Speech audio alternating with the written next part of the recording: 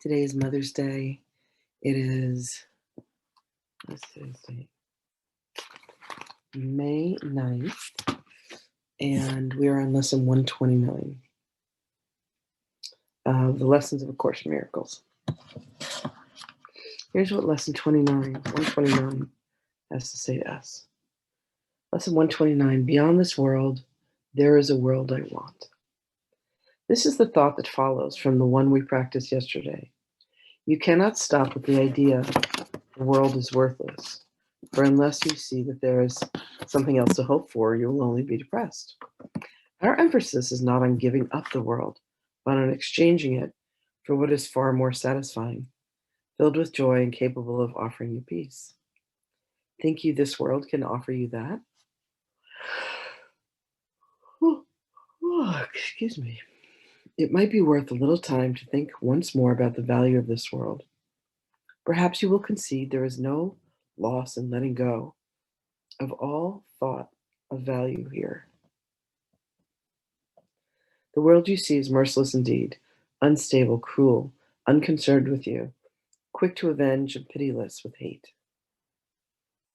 It gives but to rescind and takes away all things that you've cherished for a while. No lasting love is found, for none is here. This is the world of time, where all things end. Is it a loss to find a world instead where losing is impossible, where love endures forever, hate cannot exist, and vengeance has no meaning? Is it loss to find all things you really want and know they have no ending, and they will remain exactly as you want them throughout time? Yet even they will be exchanged at last for what we cannot speak of, for you go from there to where words fail entirely, into a silence where the language is unspoken and yet surely understood. Communication, ambiguous and plain as day, remains unlimited for all eternity, and God himself speaks to his Son, as his Son speaks to him. Their language has no words, for what they say cannot be symbolized. Their knowledge is direct and wholly shared and wholly one. How far away from this are you who stay bound to the world? And yet now near are you? And yet how near are you when you exchange it for the world you want? Now is the last certain step. Now you stand an instant space away from the tirelessness. Here can you but look forward, never back, to see again the world you do not want. Here is the world that comes to take its place. As you unbind your mind from little things the world sets forth to keep you prisoner. Value them not, and they will disappear. Esteem them, and they will seem real to you. Such is the choice. What loss can be for you in choosing not to value nothingness? This world holds nothing that you really want, but what you choose instead, you want indeed. Let it be given you today. It waits but for your choosing it, to take the place of all the things you seek but do not want. Practice your willingness to make this change 10 minutes in the morning and at night, and once more in between. Begin with this.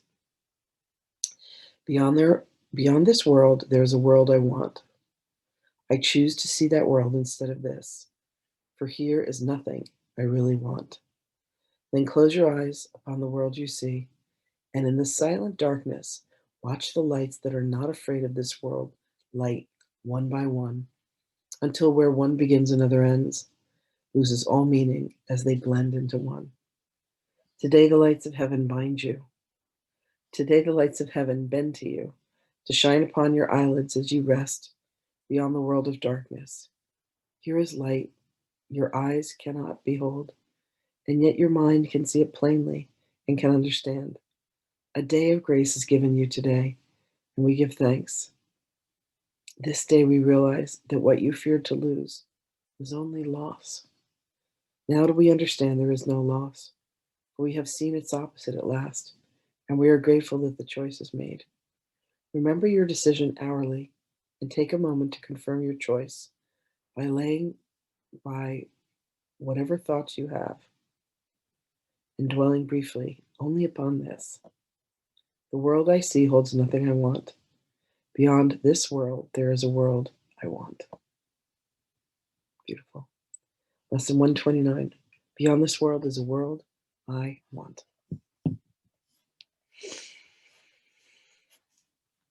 Bringing forth Magdalene.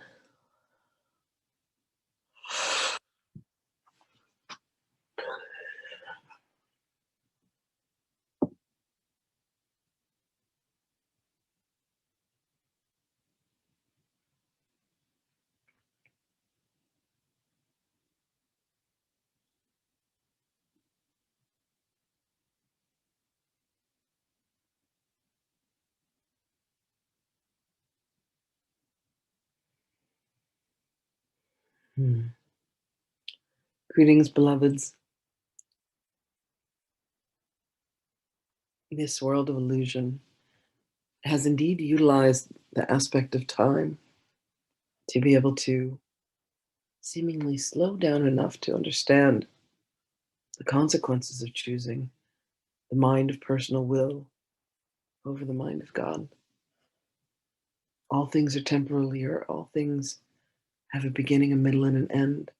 But there is one universal world, one world in which you exist and shall never die. It shall never end. It is the one world of creation that God has made for all beings. Allow yourselves today, beloveds, for these intermittent practice periods to come into this world of stillness and to have revealed to you what is the truth and the essence of you. The world in which you live that is made of love and love only. And you will find that this world in which you have imbued yourself, this world in which you have believed to be real, that has caused the pain and the suffering, that has caused the cycles of birth and death, shall disappear before your very eyes. And you shall be left with a love beyond your wildest imagination. A world that is indeed the truth of you. The diligence that is required, beloved ones, for you to commit and promise to yourself to spend time in silence, to spend time in contemplation, will yield you such an extraordinary existence. But it takes you, it takes your commitment to say, I will spend this time. I will commit this time to God. I will commit this time to myself. And to allow yourself every hour, beloveds, to remember the more that you are able to do this, the closer that you come to your own sense of the Godship, the place that you long to dwell, the place that you desire above all others. There is a truth within you, and it burns like a fire, and it is time to turn this light up, beloved ones, and to bring yourselves back to the truth of you. For what is the truth of you is the truth of all beings. And while it has been easy to forget, while it has been easy to be distracted, know that beyond this world is truly the world that you want, the world that provides you everything that you desire. This may sound like a fantasy to some, like a fairy tale come true. It truly is, beloved ones. It truly is the existence that you have always dreamed of. Understand that the knowledge and the wisdom of this world lives within you, and you must do the work to be able to find it within. It requires you to become still, to become quiet, so that you may once again find the entrance. It is much like a secret garden to you, buried within the mire of the chaos that the world has presented. Beloved, the most beautiful realization that you can have is that it is available to you. It is not the world in which you live. It is not the one that you have allowed to cause you pain.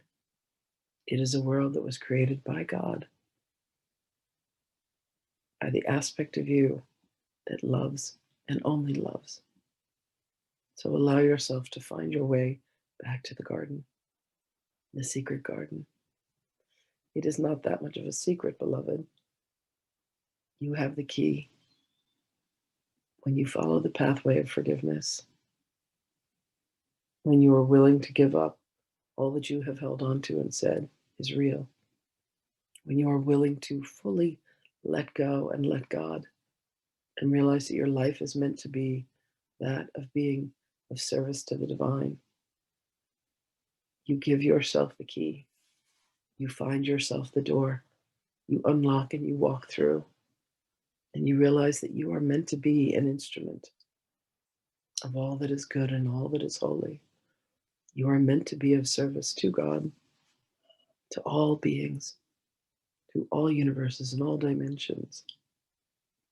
And here you find the world that you truly desire, the world that you come from. You find yourself back home. It is what you want. It is what beats within your heart. Allow yourself then, beloveds, to come back, to return from whence you came. And know that you have our love and our blessings going with you always, beloveds. You need only ever ask, and we are there with you. You have our blessings. Heed our call. Hear us welcome you back. Blessings to you, beloved ones. And we will speak with you again.